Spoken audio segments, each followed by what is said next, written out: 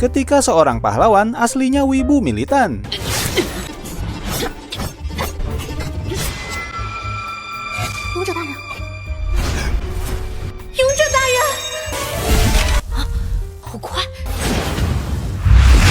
Jadi awalnya ada seorang pahlawan sekaligus wibu militan bernama Zitofen yang baru aja berhasil ngalahin Raja Iblis. Tapi dasar wibu militan yang dia bayangin adalah segera bebasin seorang putri yang mirip dengan waifunya. Padahal yang dia bebasin adalah seorang pangeran. Namun salah satu dari 4 jenderal iblis yang bernama Zena tentu aja nggak terima karena rajanya telah dikalahkan. Jadi rencananya dia ingin balas dendam sama si pahlawan cuy. Lalu pas di jalan dia nggak sengaja melihat tongkat tuannya yang dijual di toko barang antik. Heran kenapa tongkat tuannya ada di sini. Akhirnya Zena berencana untuk membelinya, tapi nggak punya uang. Untungnya di seberang jalan ada cafe maid yang membuka lowongan kerja dengan syarat harus tampil lucu dan imut.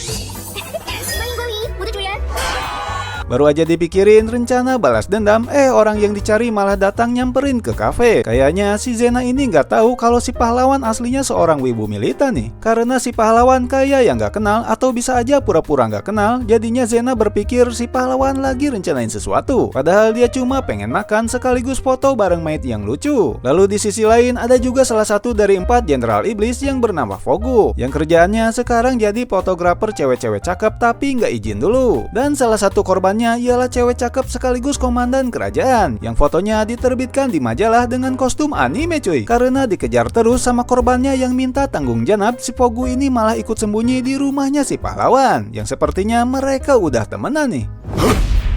Tapi ketika masuk si Fogu langsung dibikin heran kenapa dia foto bareng sama si Zena yang lagi pakai kostum maid. Dan si pahlawan baru sadar pantesan kok rasanya kenal ya. Namun gak lama berselang ketika lagi ributin siapa yang beli cemilan nih, tiba-tiba Zena datang ingin balas dendam. Tapi langsung dibikin heran kenapa rekannya malah ada di rumahnya si pahlawan.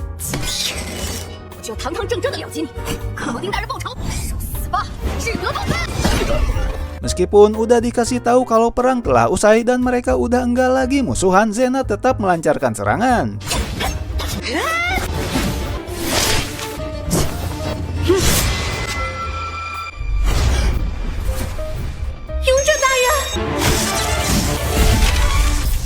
Namun ketika koleksi figur kesayangannya nyaris jadi korban, si pahlawan langsung kasih paham betapa overpower kekuatan aslinya cuy. Dan terakhir, ini bukanlah anime, melainkan manhwa yang diadaptasi ke donghua dengan judul Forkat Hero. Di dalamnya cukup banyak menampilkan aksi adu kekuatan, dari karakternya juga banyak yang OP. Namun sayangnya durasinya beneran pelit nih. Itu juga belum dipotong opening sama endingnya.